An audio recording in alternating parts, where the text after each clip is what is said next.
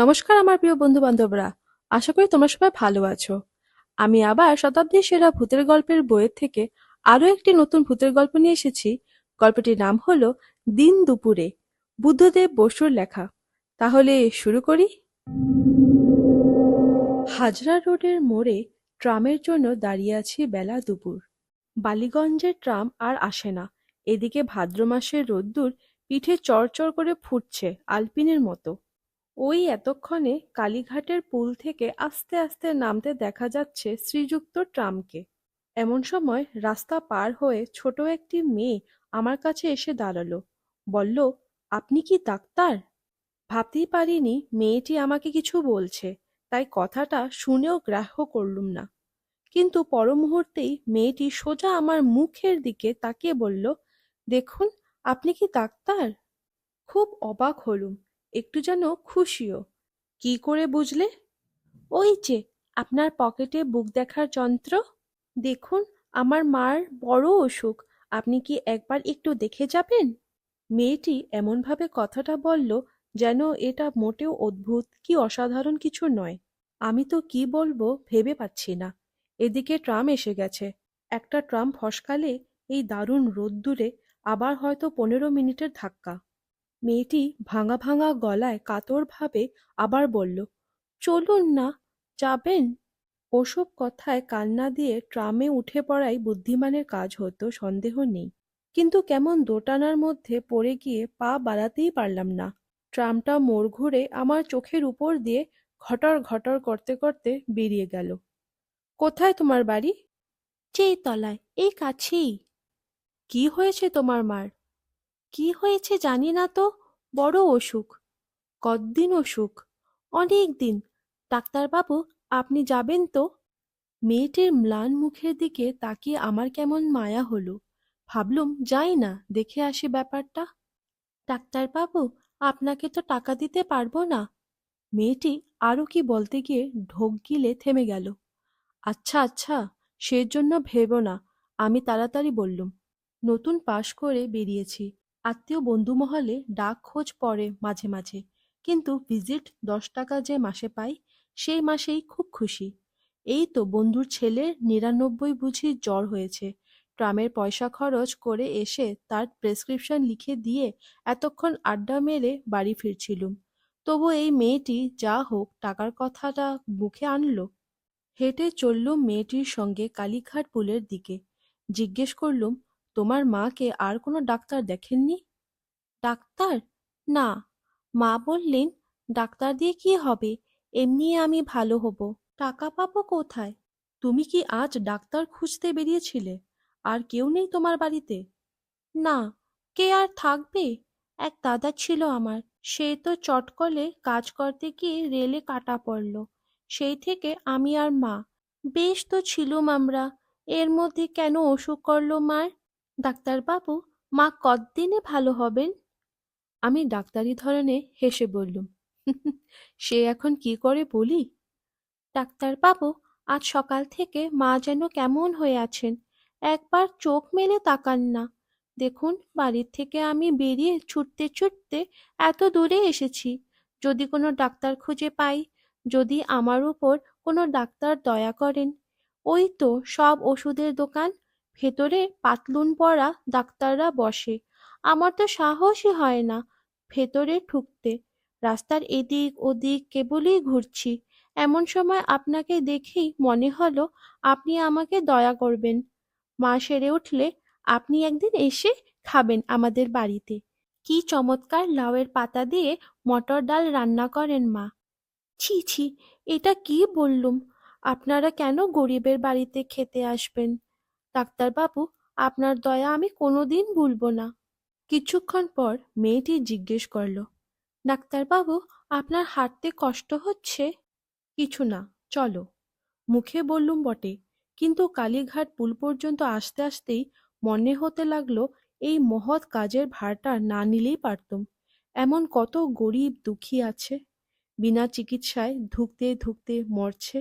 না খেয়ে তাদের সবার উপকার করতে গেলেই নিজেরই। পুল থেকে নেমে জিজ্ঞেস করলুম, আর কত দূর? আমার প্রশ্নে নিতান্ত ব্যাকুল হয়ে মেয়েটি বলল, এই তো, আর একটুখানি।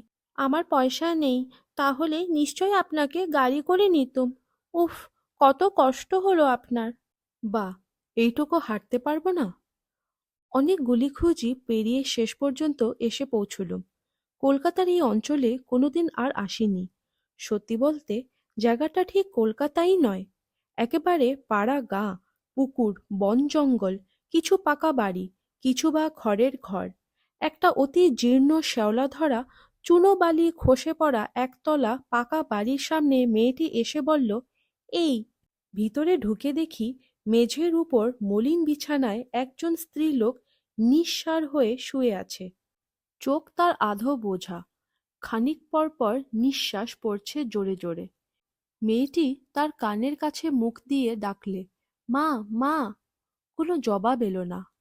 মা, মা, তোমার জন্য ডাক্তার নিয়ে এসেছি, চেয়ে দেখো। মা, এই ডাক্তারবাবু তোমাকে ভালো করবেন। চোখ দুটো একবার পলকের জন্য খুলেই আবার বুঝে এলো।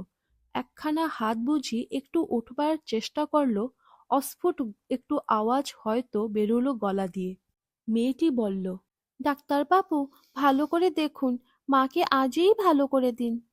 কিছু দেখবার ছিল না, আর একটু পরেই নাভিশ্বাস শুরু হবে। তবু আমরা সবসময় একবার শেষ চেষ্টা করে থাকি। তাড়াতাড়ি বললুম, তুমি একটু বসো, আমি আসছি। মেয়েটি বলল, ডাক্তারবাবু, আপনি আবার আসবেন তো? আমার মা ভালো হবেন তো? এক্ষুনি আসছি ওষুধ নিয়ে, বলে আমি বেরিয়ে গেলুম। ফেরবার সময় রাস্তাটা বোধহয় একটু গোলমাল হয়েছিল। একটু ঘুরপথে এসে সেই বাড়ির সামনে দাঁড়ালুম। রোদ্দুরে ছুটোছুটি করে তখন আমি কানে পি পি আওয়াজ শুনছি, কিন্তু ডাক্তারের নিজের স্বাস্থ্যের কথা ভাববার তখন সময় নয়। ভিতরে ঢুকতে ঠিক যেন পা সরছিল না। কে জানে গিয়ে কি দেখব। দরজাটা খোলা দেখে ঢুকলুম, কিন্তু ঢুকে স্তম্ভিত হয়ে গেলুম। তবে কি আমি ভুল বাড়িতে এলুম? না, ওই তো সেই পুকুর, সেই সুরকির রাস্তা, ওই সুপারি গাছ। ১.৫ ঘন্টা আগে এই ঘরটাতেই তো এসেছিল মেয়েটির সঙ্গে। কিন্তু মেয়েটি কোথায়? তার মুমূর্ষু মাই বা কোথায় গেল?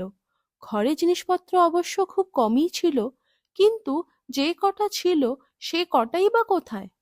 তবে কি ওর মা এর মধ্যেই মারা গেল, আর ওর মাকে নিয়ে চলে গেল কেউড়াতলে?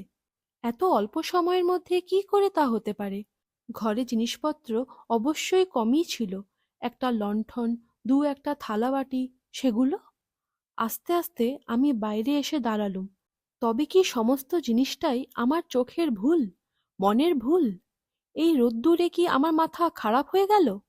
এই তো আমি ঠিক দাঁড়িয়ে, আমার পকেটে ইনজেকশন, সব ঠিক আছে।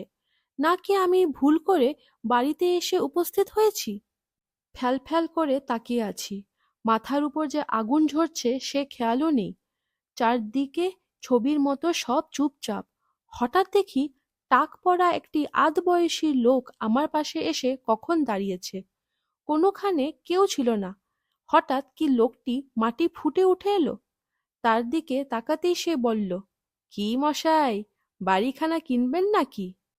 হুঁ, আপনার বাড়ি বুঝি?